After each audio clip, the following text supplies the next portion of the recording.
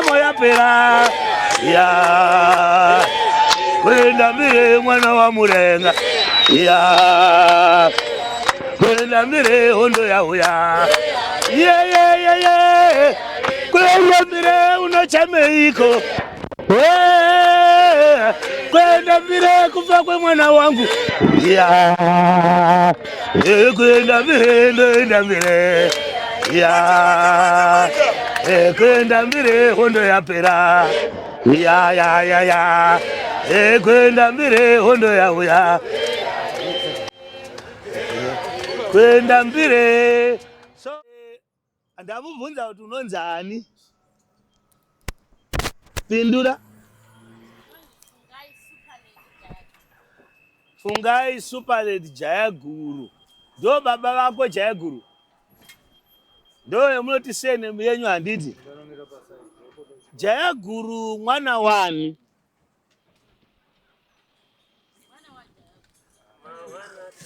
Ana baba wake. Akabereka Jayaguru ainzi ani?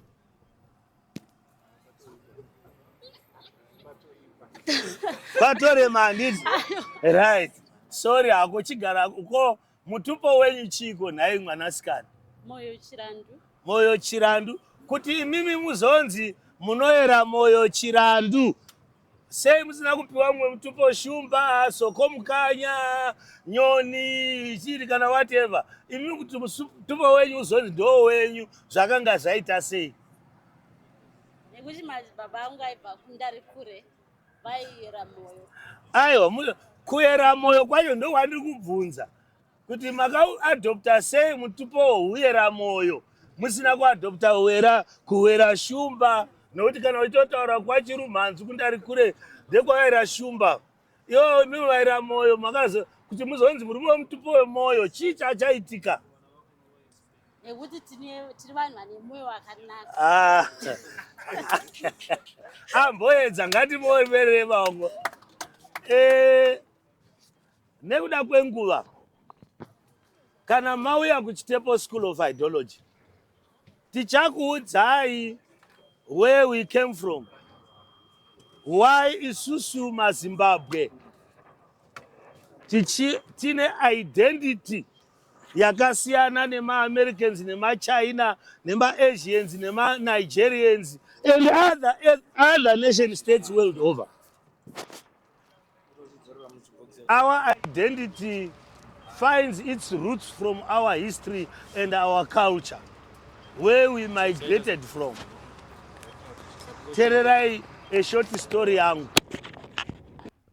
Rimwe zuva muvhimi akaenda kunovhima, akasangana neshumba akaiuraya. Akadzokera kumba achidada zvikuru kuti ndaiuraya shumba. Pandaiona so shumba yada kundijambia so. Inofana jamba, inofana kwira pamusoro pemuti, inofana ndazodzoka ipapo, inofana ndaibata muromo, inofana ndaibvarura ichibva yafa. Endi vanhu vakanga vachigamuchira vachiona akatakura debwe reshumba nemusoro wacho yakafa havana kuedza nharo nokuti vanga vasipo ndizvo. Shumba yakagona kuzvidhifenda here apa. Nokuti it was dead. Karingano kangu aka kari kureva kuti our history as Zimbabweans was a history told by the hunter when the lion was dead. There was nobody to oppose the story of the hunter because the lion was no longer there to defend itself. Ndokubva anzi imi pamayuth munoti muvhimi akazvibhiga pasina challenge. That's how our history was written. It was written by those who conquered our forefathers. There was nobody to challenge them to say, what you are saying is untrue. That's not who we are. As a result, we lost our identity. Because hatina akatiudza kuti takabvepi. Ndokusaka mwana wangu uyo atadza kupindura mibvunzo yangu kuti mutupo wakaiwana kupi. Now, let's now have the lion cub, mwana weshumba akanga akawanda mukabako achiona baba vake vachiurawa, ndokubva anzenga ndokunokura azoyaruka. Pakazoda muvhimi kuti achitanga kutaura the same story, akanzi unonyepa, ndakanga ndiripo uchiuraya baba vangu, ndakanga ndakahwanda pasi pebako ndikakuona, hazvizvo zvakaitika. The truth of what happened is this one. Tatindese kureva kuti Chitepo School of Ideology will retell the story from the side of the lion, not from the side of the hunter. Kana muchiudzwa history yeidentity yedu, munonzi the Bantu people migrated from the north coming to the south, and they came in a country which was habitated by Hottentots. Zvatoguma ipapo, and when the white men came in here, the people vomunomu vavasingazivi Mwari, they were unruly and they were killing each other nenzira yakaipa, causing division between our own tribes within Zimbabwe. From the Chitepo School of Ideology, we will tell you our true identity. Our identity rests on our totemic values. Vamwe vavata.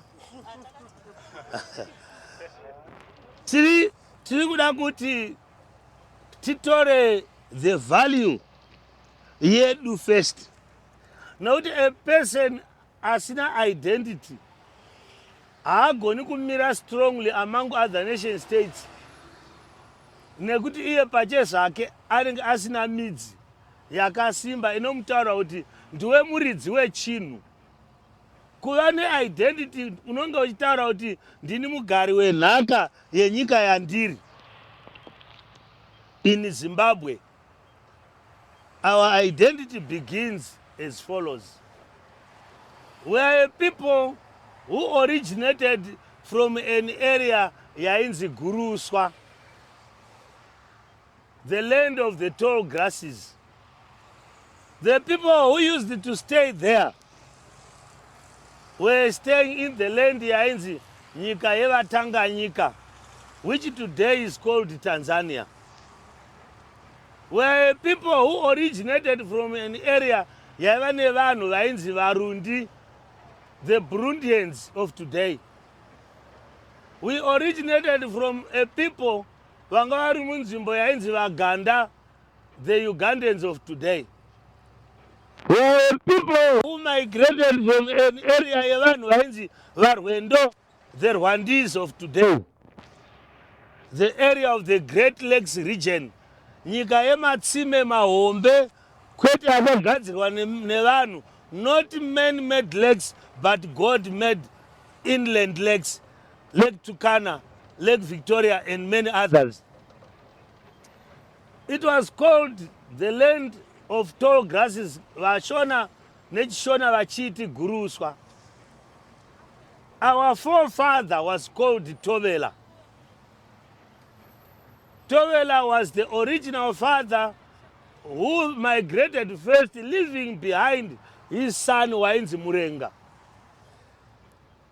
It was from this person, Ainzi Tovela, who went further south and begat the people who are now called the Xhosa, the Zulu, the Sotho, the Ndwandwe, the sons of Tovela. Out of them is where was born the general who was called Chaka, who when he was reigning, his generals ran away from him because they considered him ruthless, and it was called Mfetane.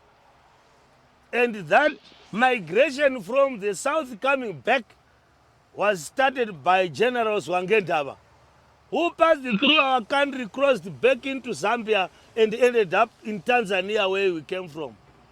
He was followed by Soshongana, the father of Ngungunyana, who crossed over the Limpopo into today's Zimbabwe through the area of Mwenezi, the area of Chipinge, leaving the Shangani people behind and part of the Venda people, crossing into Mozambique.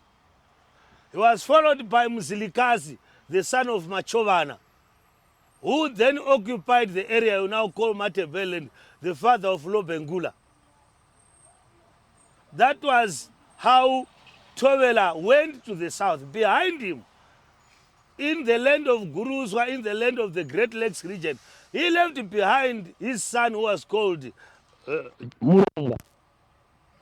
It was then Murenga with his daughter, Nyamita, anonzi Nehanda Nyakasikana wekutanga, who after being taught by his father before his departure, adzidziswa nababa vake Thobela kuti mwanangu ndakukusiya kuno kunzvimbo yeGuruswa nenguva uchazonditevera kana waita zvandinokutaurira. Baba havana kusiya zvakawanda kuna Murenga, vakangoti ndichakusiyira karwiyo kangu kamwe chete. Kana wamanikidzika watambudzika nenhamo unoimba kambo kangu, pane zvinoitika kwauri. Murenga was a good avid hunter. He was also a great farmer. He was a big family man. He was an influential man in his community. One day Murenga went out to hunt. Zvaanga ajaira kuwana hazvina kuitika. Akapererwa nokuti kana tsuro kana tsindi haana kuibata. Ndobva atseta zvombo zvake zvekuvhima kwakugara pasi pemuti kwakuimba rwiyo rwababa vake. Thobela mudzimudzoka, aiye mudzimudzoka, kwaziwai Thobela mudzimudzoka, aiye mudzimudzoka, kwaziwai Thobela mudzimudzoka, aiye mudzimudzoka, toenda mwangu mudzimudzoka, aiye mudzimudzoka, kwaziwai Thobela. Then he went to sleep. Angokotsira chete kwakauya hope. Inzwi rikataura richiti kwaari, waita zvakanaka, nokuti nhasi ndichazokupa chipo, ndichakupa mwanasikana. Zita rake uchamutumidza kuti Nyamita. Kuita kwake kuchakutaurira zvandiri kuda kuita kwauri. Ndichakupa chipo chinodarika mwanasikana iyeyo. Chienda asi usanotaura hope dzako kusvikira zvaitika. So Murenga went back home. Vakadzi vake vakamugamuchira vakashamisika achiuya asina chinhu. Iye aigara ovhima achibata. Akamhanyira kumba kwake kunorara. Ndokumuka achiita mabasa ake, vakati hamheno vahombarume kuti vaitwa sei. Makore mashoma akateera wakabereka mwanasikana aishamisa. Aigona mahousehold chores ese, mabasa emumba nekupfeka kwakanaka. Baba vakaziva kuti uyu mwana uyu ndiye akataurwa uya, vakamutumidza kuti unonzi Nyamita. Zita iroro ndo rabereka shoko ramai kunzwa kunzi Nehanda Nyakasikana. Nehanda Nyakasikana, it means a lioness. Nehanda Nyakasikana mweya mutsvene wakanga uriko wainzi mudzimu unoera, wakagara pamwanasikana akazotungamirira rudzi kuuya narwo muno muZimbabwe. Ndiye Nyamita akateererwa nemwanasikana wehanzadzi yake akaberekwa wechipiri Nehanda the second, wamuri kuona akaiswa pakona paSamora Machel naJulius Nyerere ane statue iri apo iyayi. Akanzi Charwe nokuti wakazorwa hondo. Sei zvakadaro? Rungano rwaNyamita anoprofita achiti Nyadenga Musikavanhu, Mwari wamadzibaba edu wati ndikutungamirire ndiinde kunyika dzimu. Nyika iyo ndiyo ichazova chigare chedu, ichazonzi nyika yembire. Not the original name yenyika yedu yeZimbabwe. The name Mbire is not a simple name. Ndo zita riri original rinovambuka nerudzi vachiwambuka Zambezi nekunzvimbo yeMashonaland Central pedyo nekwamava kuti kuManaples. Vachisvika panzvimbo iyoyo chakashamisa vanhu ndechekuti Nyamita haana kuambuka Zambezi ari muigwa, nevanhu havana kuambuka Rwizi vari muigwa. They were not in the boat, they floated because they were a holy people. Ndo pakadifainwa nyaya yemutupo yanachibvunza musikana uyu. Unoziva kuti mitupo yedu yakabva kupi?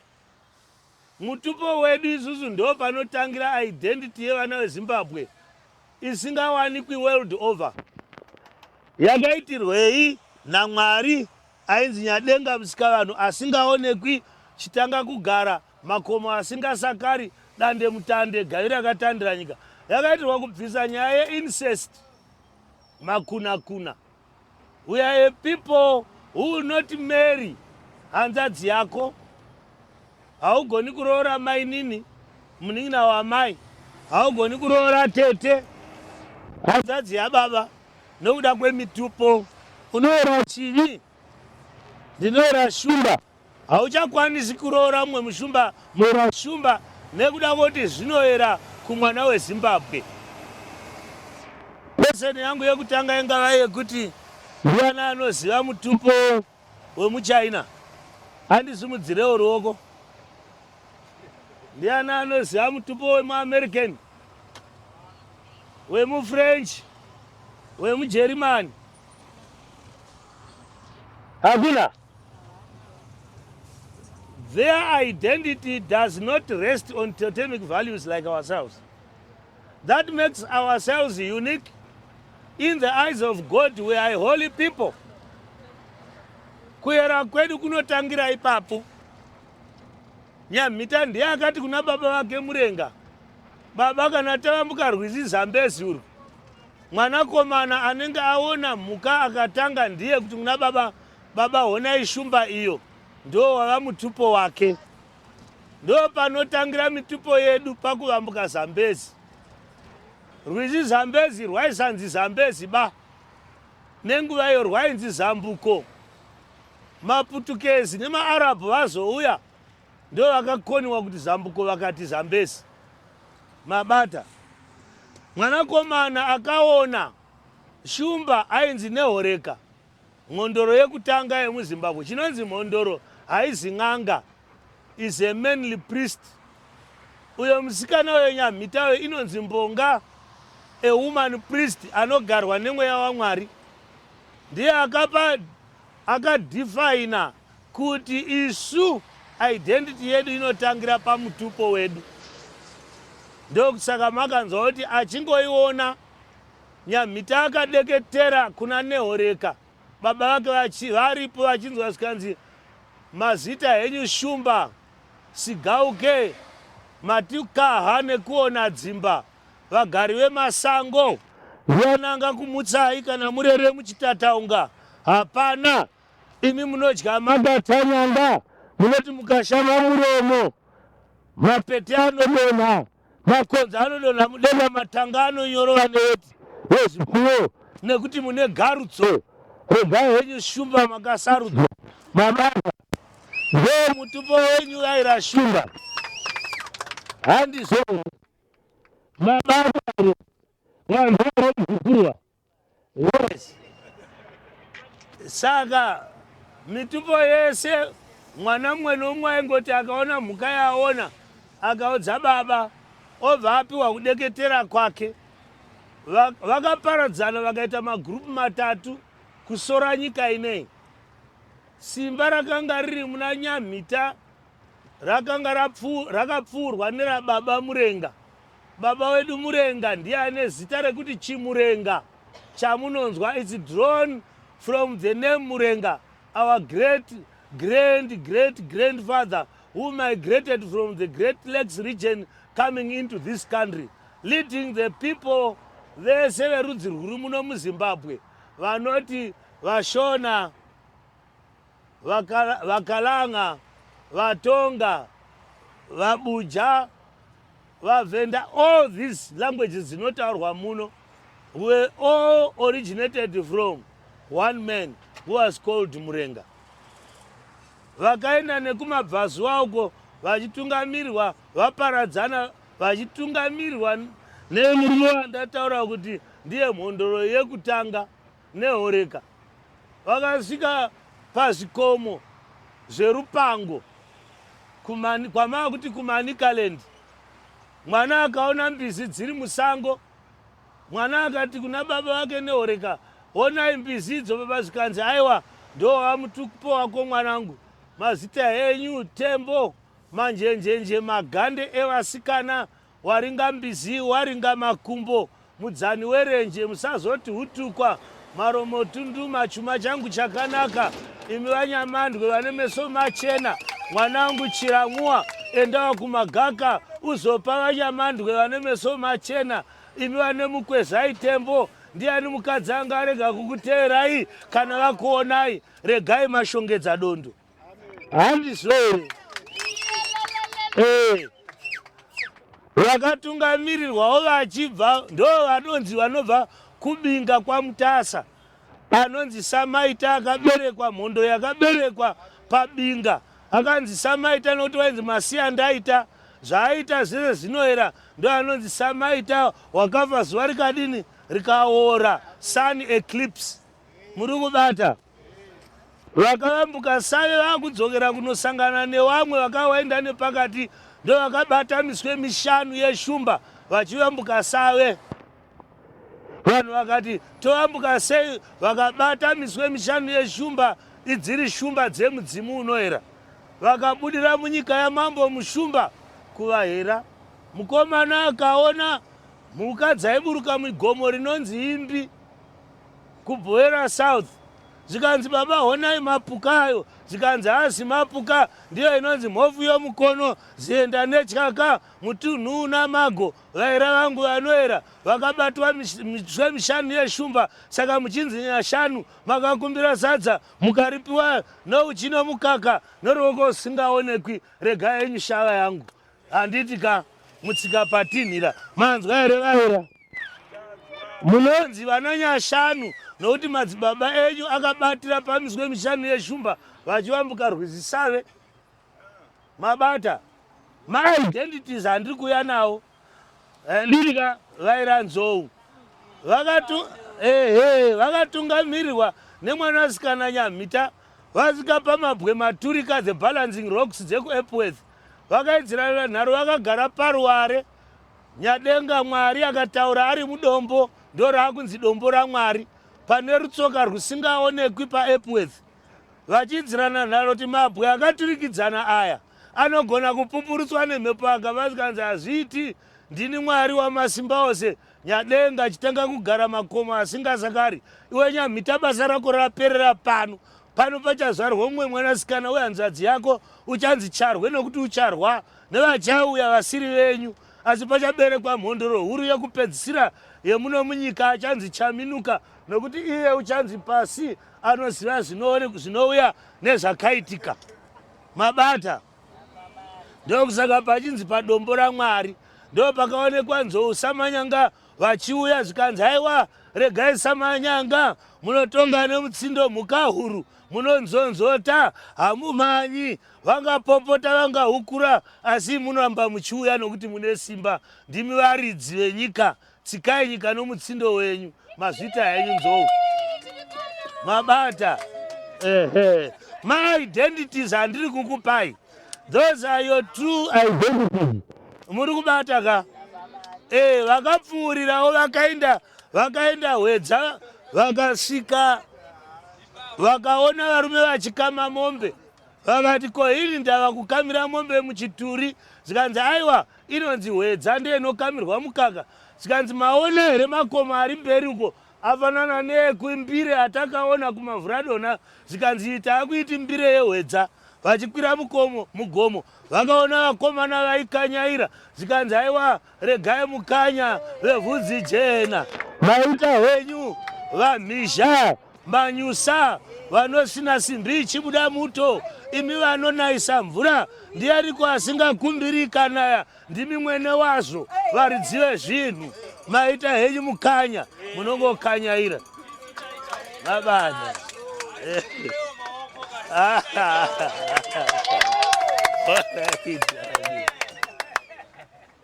Vakapfuurira vakaenda vakanosvika paruware, vakati panotovaka guta.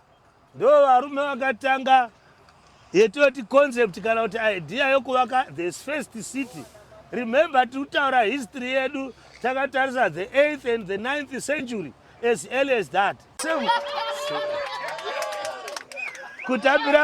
Kutambira panze semusingadi kupinda mukati, nyama tinodya mafuta chinozora. Ndokusaka ukama hwaira moyo gono nevaira moyo dehwa hwakasungana nokuti vese vanoira moyo, asi vano ukama hwakasimba navaira nyati nokuti ranga riri gono renyati. Ndo mutumo wenyu vana Chingaira, vaira nyati, vana Makoni vakazoenda Manicaland.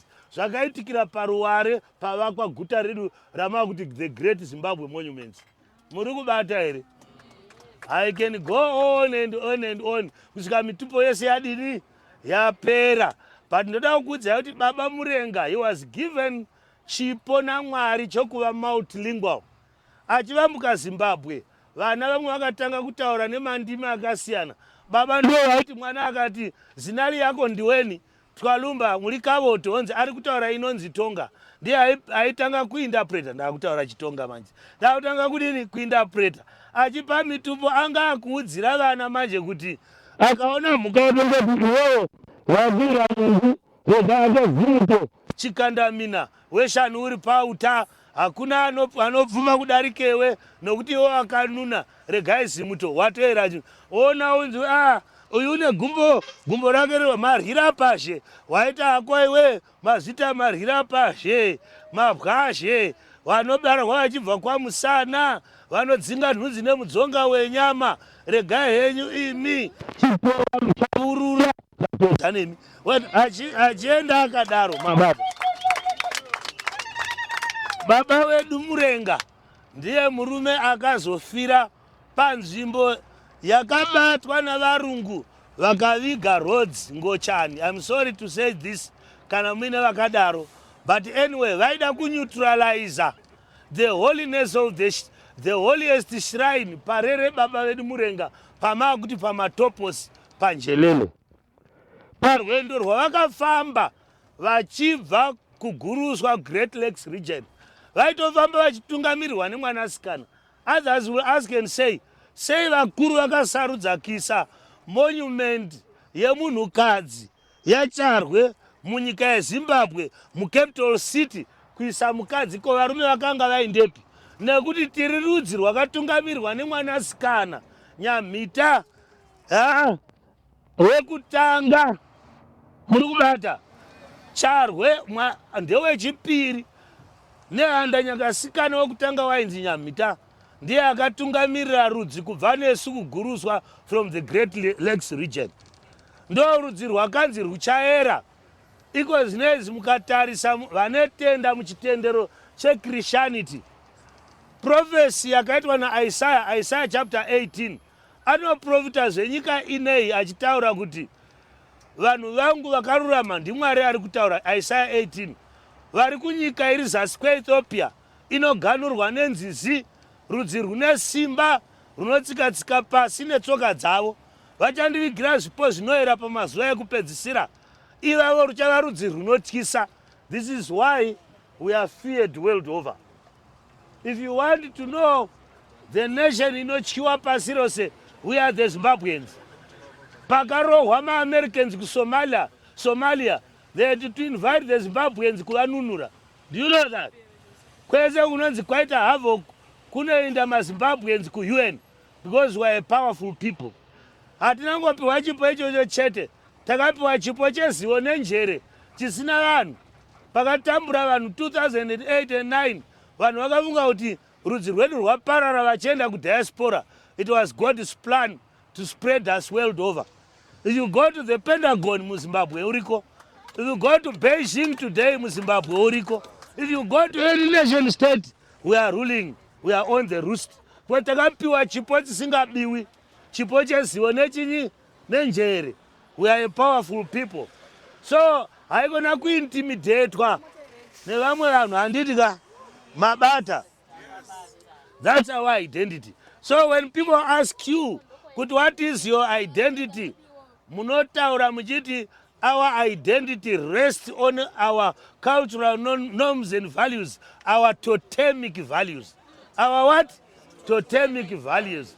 Those are the values that separate us from other people. Mabata.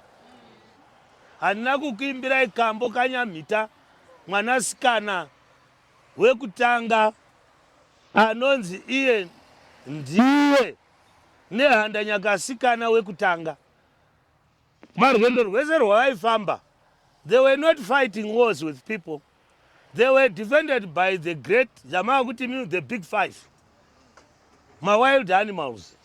Vairwirwa neshumba nenzou, nenyati nechipembere, neingwe. They never fought with anybody.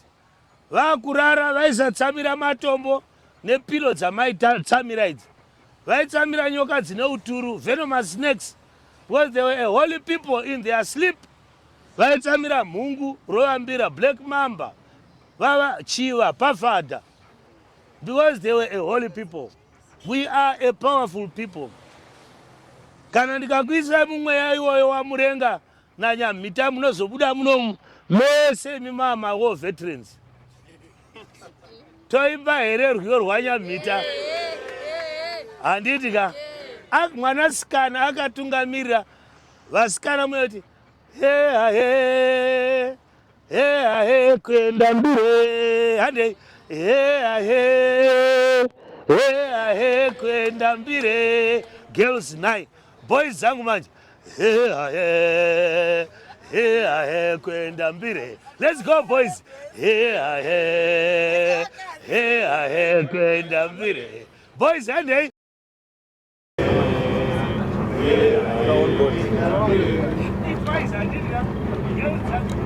Which guy is sorry? I have one boat. One own boat and then he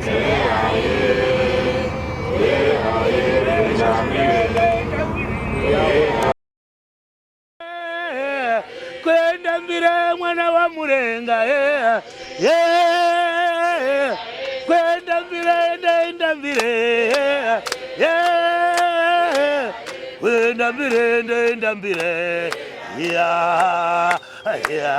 kwenda mbire mwana wa murenga kwenda mbire ndenda mbire kwenda mbire ndenda mbire kwenda mbire ndinochameiko kwenda mbire mvura yauya kwenda mbire nzara yapera kwenda mbire tora pfumo rangu kwenda mbire hondo yauya kwenda mbire ndenda mbire kwenda mbire hondo yauya kwenda mbire ndenda mbire kwenda mbire mwana wa murenga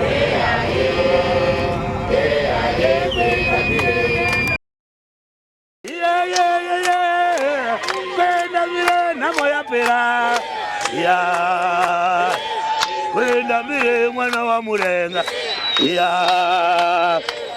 kwenda mbire hondo yauya kwenda mbire unochameiko kwenda mbire kufa kwe mwana wangu kwenda mbire ndenda mbire kwenda mbire hondo yapera kwenda mbire hondo yauya kwenda mbire. So this is the song of Murenga and his daughter Nyamhita as they marched from Gurus who are coming into the country. We are not Atiziri. We are not a weak nation. We are a people with a culture. We are a people with an identity. We are a people with an ideology. It is this ideology that today is being taught at Chitepo School of Ideology. Kana usina gwara rekufamba naro unorasika nzira handizvo here? Kune vanotenda kureligion ndokusaka muchinzi Jesus said, I am the way, I am the truth, I am the life. Without the way there is no going, without the truth there is no knowing. Handizvo here? Munhu asina zivo nenzira haana kwaanorini. Kwenda mbire nhamo yapera, kwenda mbire mwana wa murenga, kwenda mbire hondo yauya, kwenda mbire unochameiko, kwenda mbire kufa kwe mwana wangu, kwenda mbire ndoenda mbire, kwenda mbire hondo yapera, kwenda mbire hondo yauya, kwenda mbire